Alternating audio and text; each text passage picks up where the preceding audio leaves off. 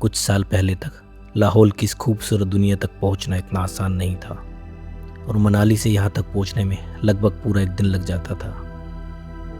बर्फबारी की वजह से यह इलाका लगभग 6 महीने के लिए पूरी दुनिया से अलग हो जाता था। लेकिन फिर बना अटल टनल और इस सिख टनल ने लाहौल की पूरी ज़िंदगी बदल दी। आज कुल्लू वैली से मुश्किल से 15 मिनट का सफ़र तय करके आप इस खूबसूरत दुनिया तक पहुंच जाते हैं। एक तरफ हरी भरी कुल्लू वैली और दूसरी तरफ ऊंचे पहाड़ों के बीच बसी ये खूबसूरत लाहौल वैली। और शायद यही वजह है कि आज मनाली आने वाला लगभग हर ट्रैवलर इस जगह जरूर आना चाहता है। तो आज चलते हैं लाहौल की इस खूबसूरत जगह शिशु।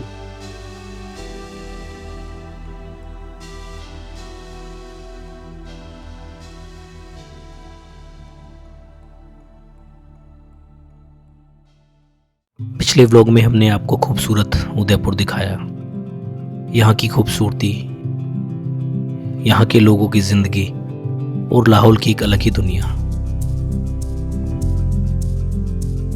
लेकिन लाहौल की कहानी बस यहीं तक सीमित नहीं है और चलते हैं लाहौर की कुछ और खूबसूरत जगहों को एक्सप्लोर करने के लिए।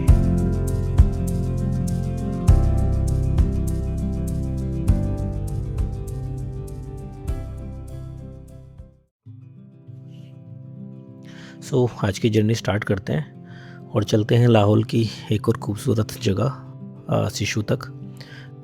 लेकिन उससे पहले हम जाएंगे केलोंग, जो लगभग 55 किलोमीटर है यहाँ से। तो रोड पूरा सिंगल है बट अच्छा है।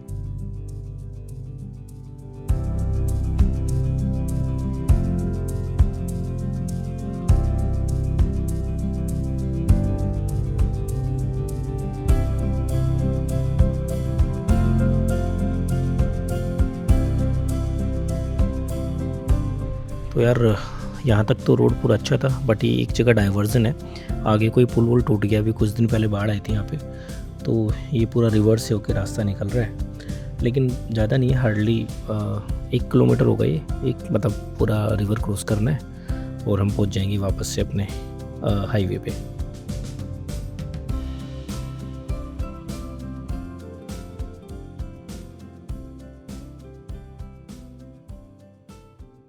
और तांडी क्रॉस करते ही सामने दिखा लेह मनाली हाईवे।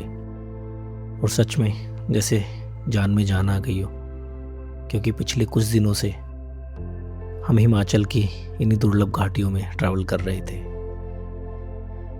सो भाई केलोंग पहुंच गए हैं और केलोंग से अब हम जाने वाले हैं सासुर मोनेस्ट्री। और ये जो रोड है ना, ये कुछ 5-6 किलोमीटर का होगा करीब, पूरा सिंगल है। सो भाई ये आ गया सामने हमारा सासुर मोनेस्ट्री।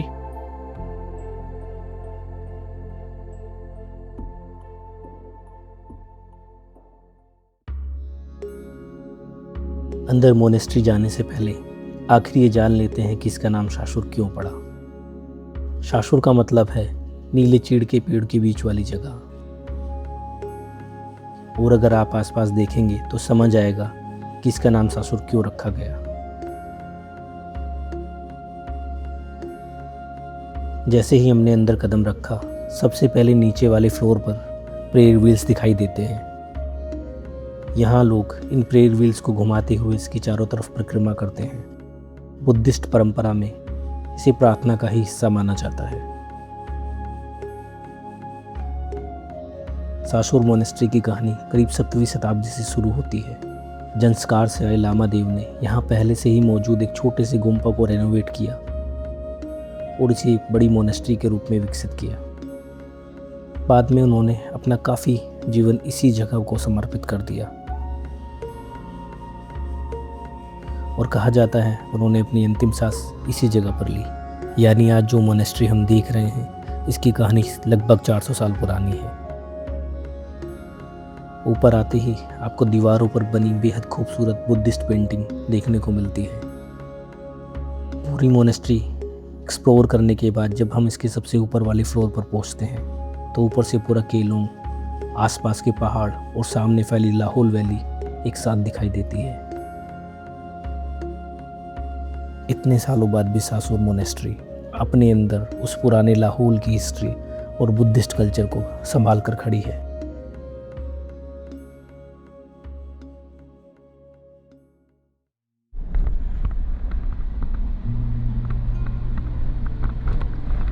केलोंग से मनाली की तरफ टांडी ब्रिज पार करने के बाद एक छोटा सा रास्ता हमें उस जगह ले जाता है जहां दो नदियां अपना सफर खत्म नहीं बल्कि एक नया सफर शुरू करती हैं।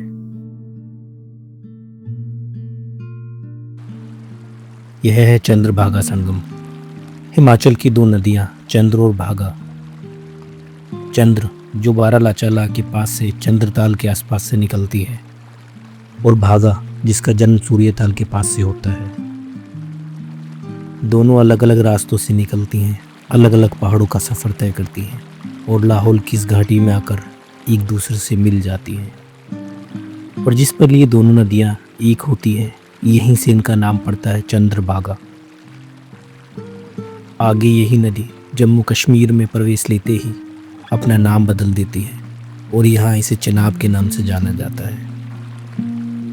आज हम इसी संगम के किनारे बैठे हुए हैं। सामने दो धाराएं हैं जो कुछ देर पहले तक अलग थी, लेकिन अब उनका रास्ता एक है।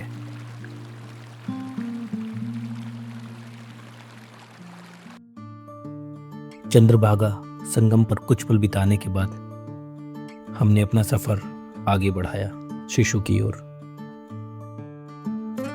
और यह सफर तय करने के बाद जैसे ही हम शिशु पहुंचे, आसमान ने बारिश की बूंदों के साथ हमारा स्वागत किया। बादलों से ढके पहाड़ और बारिश से धुली हुई पूरी घाटी। करीब 10,000 फीट की ऊंचाई पर बसा शिशु चंद्रभागा नदी के किनारे लाहौल वैली का एक बेहद खूबसूरत गांव है, या यूं कहें लाहौल वैली का यही आखिरी गांव है। बारिश के बाद जब बादल पहाड़ों के बीच उतर आते हैं तो ऐसा लगता है जैसे पूरी घाटी ने खुद को धुंध की एक चादर में लपेट लिया हो। और इसी खूबसूरत मौसम के बीच हम पहुंचे शिशु लेक। दूर से देखने पर यह किसी प्राकृतिक झील से कम नहीं लगती, लेकिन असल में यह एक आर्टिफिशियल लेक है। झील के किनारे चलते हुए, सामने पहाड़ों को देखते हुए कुछ पल के लिए बस इस जगह की खामोशी को महसूस करना ही काफी था। और अगर आप इस जगह को और थोड़ा करीब से जीना चाहते हैं तो यहाँ बोटिंग जरूर कीजिए। लेकिन शिशु की कहानी सिर्फ इस झील पर खत्म नहीं होती। नदी के दूसरी तरफ पहाड़ों से गिरता हुआ जो पानी दिखाई दे रहा है वो है शिशु का प्रसिद्ध वाटरफॉल।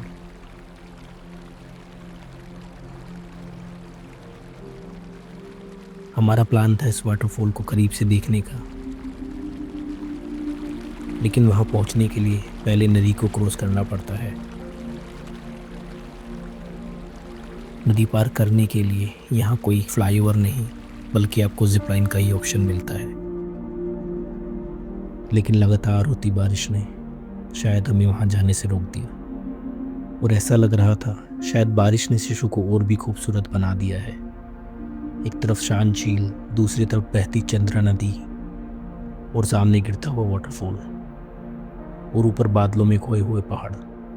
शिशु सिर्फ शायद एक जगह नहीं है, और शायद इसी वजह से मनाली और लाहौल की तरफ आने वाले यात्रियों के लिए शिशु सिर्फ रास्ते का एक पड़ाव नहीं, बल्कि इस पूरी यात्रा का एक सबसे खूबसूरत डेस्टिनेशन है। यहाँ पे आप बाकी एक्टिविटीज़ वगैरह भी कर सकते हो। काफ़ी है यहाँ पे छोटे छोटे एक्टिविटीज़ ना, लाइक ये जिप लाइन वगैरह है और भी कुछ है। और ये सब यहाँ पे टिकट काउंटर बने हुए हैं। So good for adventure lovers ना, जिनको छोटा मोटा एडवेंचर करना है वो यहाँ पे आ सकते हैं आराम से। शिशु की खूबसूरत यादों को पीछे छोड़कर हमने एक बार फिर अपना सफ़र आगे बढ़ाया और सामने लगा ये बोर्ड हमें याद दिलाता है कि अब हम लाहौल वैली को अलविदा कहने वाले हैं। लेकिन सफ़र अभी ख़त्म नहीं हुआ था। शिशु से करीब 6-7 किलोमीटर आगे हम पहुंच गए उस जगह जिसने कुछ सालों में इस पूरी घाटी की तस्वीर बदल दी, अटल टनल। एक तरफ हमने आज लाहौल की शांत घाटियों को देखा चंद्रभागा के संगम को महसूस किया, शिशु की बारिश, झील और पहाड़ों को देखा। और अब सामने था वो रास्ता जो लाहौल को सीधा मनाली से जोड़ता है। और आज अटल टनल के साथ हम लाहौल वैली का अपना एक खूबसूरत सफ़र यहीं ख़त्म करते हैं। उम्मीद है आपको ये ब्लॉग पसंद आया होगा। अगर अच्छा लगा है तो लाइक और सब्सक्राइब जरूर कीजिएगा। और अगले हफ्ते मिलते हैं इसी सफ़र के एक और नए पड़ाव, मनाली। तब तक के लिए अपना ख्याल रखिए।